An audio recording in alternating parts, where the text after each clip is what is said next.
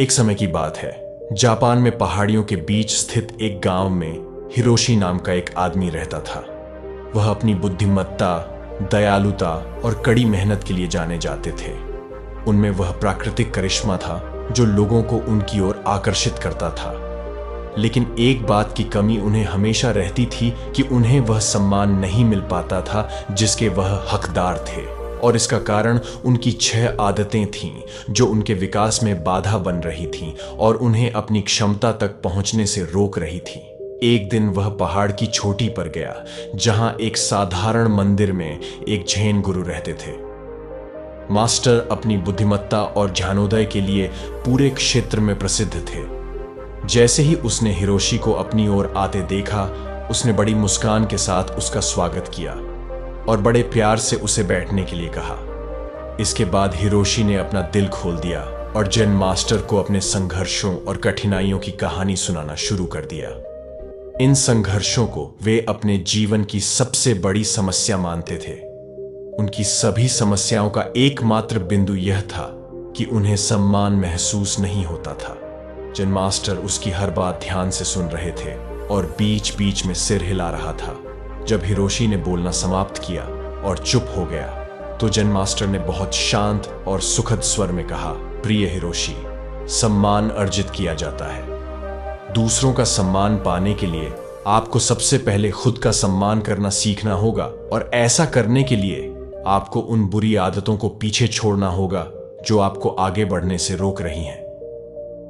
Hiroshi ने Jain master की ओर आशा भरी निगाहों से देखा क्योंकि वह यह जानने को उत्सुक था कि वे आदतें क्या थीं और इनसे कैसे छुटकारा पाया जा सकता है। जैन मास्टर ने आदतों के बारे में बताना शुरू किया। जैन मास्टर ने कहा कि सबसे पहली आदत जो आपके काम में सबसे बड़ी बाधा है और जिसे आपको छोड़ देना चाहिए वह है अपने काम को टालना। टालने से आप खुद को आगे बढ़ाने और महानता हासिल करने के अवसरों को खो रहे हैं। काम करने का मतलब है अपनी सफलता लगाना। याद रखें, अगर आप उस काम को पास्ट पॉन्ड कर रहे हैं तो कोई और उस काम को करके उस सफलता को छीन लेगा और आपका सपना सिर्फ सपना ही रह जाएगा। इसलिए अनुशासन अपनाएं और अपनी जिम्मेदारियां पूरे मन से निभाएं। दूसरी आदत है लोगों को परखने की आदत। हम किसी को बिना जाने या उसका अच्छे से अध्ययन किए बिना ही उसके बारे में एक खास राय बना लेते हैं और अक्सर यह राय नकारात्मक होती है। एक राय बनाने का मतलब है कि फिर हम उस व्यक्ति को उस नजरिए से नहीं देख पाएंगे जैसा वह वास्तव में है, क्योंकि हमारी राय ही इसमें हमारी बाधा बन जाती है और हम उस व्यक्ति, वस्तु या परिस्थिति के मूल स्वभाव को समझने में असफल हो जाते हैं। जैन मास्टर का कहना था कि किसी को भी बिना अच्छे से जाने या किसी भी स्थिति को समझे बिना उसके बारे में अपनी नकारात्मक या सकारात्मक राय नहीं बनानी चाहिए। जैन मास्टर ने जो तीसरी आदत बताई वह है हर बात पर दुखी होना बंद करना। हर स्थिति और हर चीज हमारे नियंत्रण में नहीं हो सकती, न ही सब कुछ हमारी इच्छा के अनुसार होगा। हमेशा कुछ न कुछ ऐसा होगा जो हमारी इच्छा के विपरीत होगा। इसीलिए जो चीजें आपके नियंत्रण में नहीं हैं और जिनके लिए आप कुछ नहीं कर सकते, उनके लिए दुख महसूस करना बंद करें। चौथी आदत है ईर्ष्या और द्वेष को दूर करना। अपने अंदर किसी भी शिकायत या असंतोष को दूर करना। अनावश्यक ईर्ष्या और क्रोध मन में रखकर हम अपना ही नुकसान करते हैं। इससे हमारे भीतर भय और शंका उत्पन्न होती है जो बुद्धि को प्रदूषित कर भ्रम और भ्रांति पैदा करने लगती है। इससे किसी भी काम में सफलता नहीं मिल पाती है।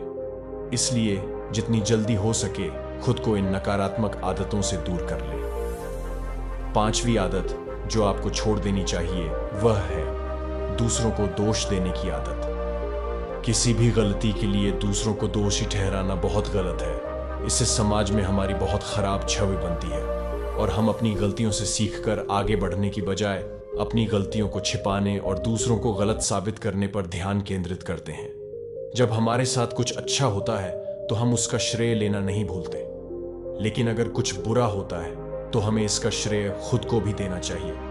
दूसरों को दोष देना असफल लोगों की निशानी है। असफल लोगों की आदत होती है कि वे अपनी असफलता का ठीकरा दूसरों पर फोड़ते हैं। कई बार ऐसा होता है कि किसी और की गलती की वजह से हमारा काम बिगड़ जाता है। लेकिन जब कोई व्यक्ति अपनी असफलता के लिए बार बार किसी और को जिम्मेदार ठहरा रहा हो तो समझ लें कि यह किसी और की नहीं बल्कि उस व्यक्ति की खुद की गलती है। अपनी गलतियों को स्वीकार करने से हम छोटे या हीन नहीं हो जाते, इसलिए किसी और को दोषी ठहराने से बेहतर है कि हम अपनी गलती स्वीकार कर लें और इससे सीखकर आगे बढ़ें। छठी और आखिरी गलती है दूसरों से तारीफ सुनने की आदत। हम अक्सर दूसरों को दिखाने के लिए कुछ न कुछ नया करते रहते हैं। हर चीज के लिए हम चाहते हैं कि लोग हमारी प्रशंसा करें, उन्हें हमारे बारे में अच्छा बोलना चाहिए और हम जो भी थोड़ा बहुत काम करें उसकी लोगों को प्रशंसा करनी चाहिए। अगर किसी बात के लिए हमारी आलोचना की जाती है तो हम बहुत दुखी हो जाते हैं और इस तरह हम लोगों के हाथों की कठपुतली बन जाते हैं। इसीलिए हमें दूसरों की प्रशंसा की कोई आवश्यकता नहीं होती है और वैसे भी लोगों की प्रशंसा खोखली होती है जो हमें एक पल में आसमान पर ले जाती है और अगले ही पल जमीन पर पटक देती है। इसलिए हमें लोगों की प्रशंसा और बुराई तथा हमें क्या पसंद है और क्या नापसंद है इससे प्रभावित नहीं होना चाहिए। जो सही लगे वही करना चाहिए।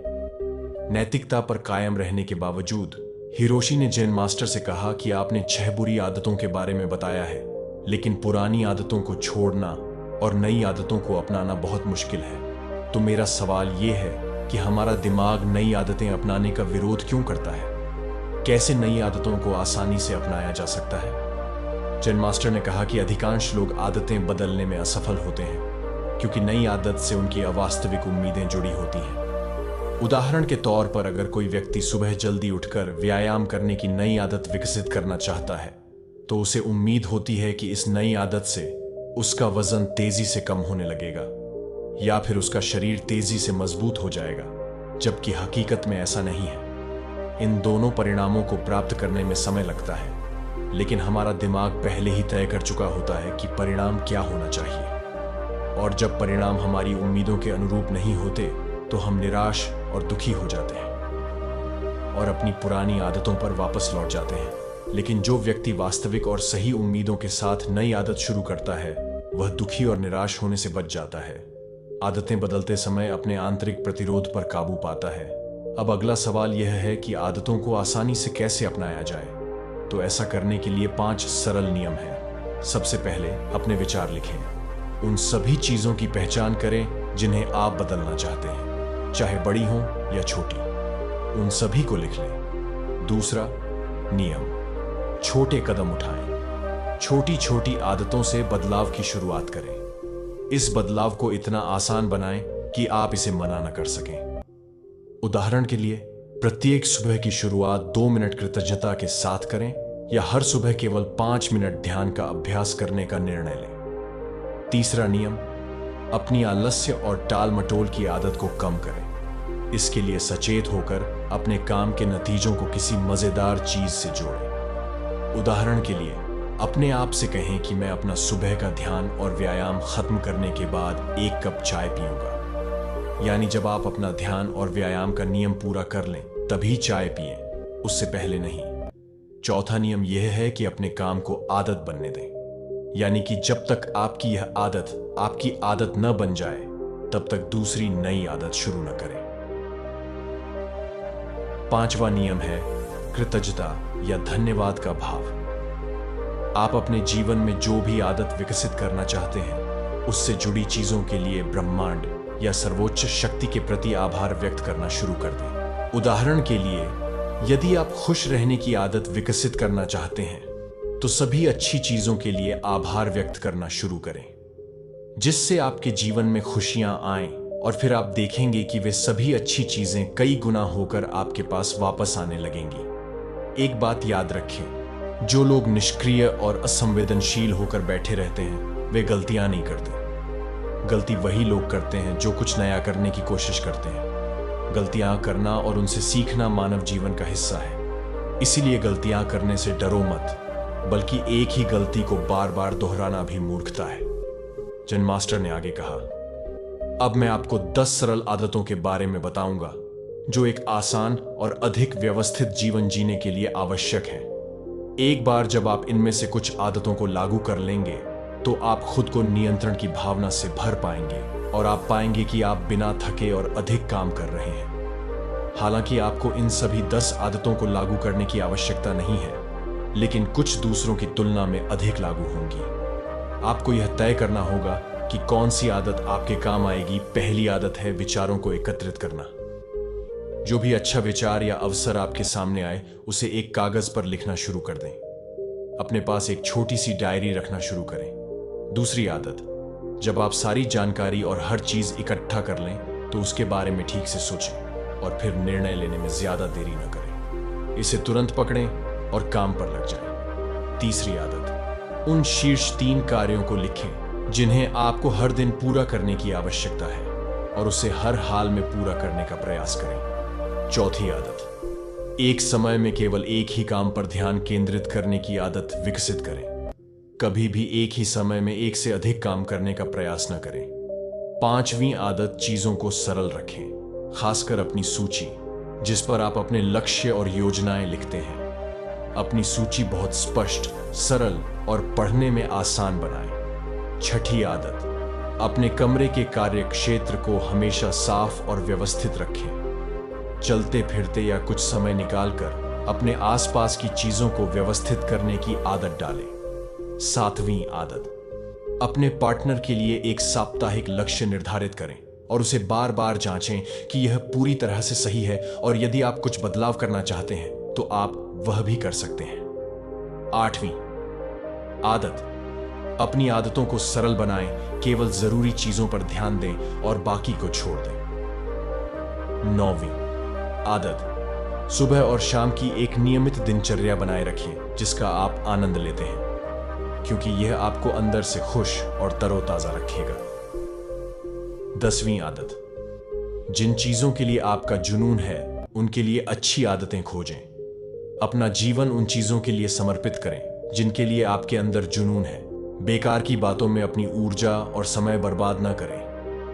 तो ये थीं वो सभी आदतें जो आपकी जिंदगी बदल सकती हैं, लेकिन इन सभी आदतों को एक साथ अपनी गलती न बनाएं। जब एक आदत आपकी दिनचर्या का हिस्सा बन जाए तो दूसरी की ओर बढ़ें। इतना कहने के बाद मास्टर जैन ने अपना भाषण समाप्त किया और हिरोशी ने भी जैन मास्टर को धन्यवाद दिया और अपने घर लौट आया। और जैन मास्टर ने जो कहा उसका पालन करना शुरू कर दिया और कुछ ही महीनों में वो सम्मान हासिल कर लिया जिसकी कमी हमेशा उसे खटकती थी।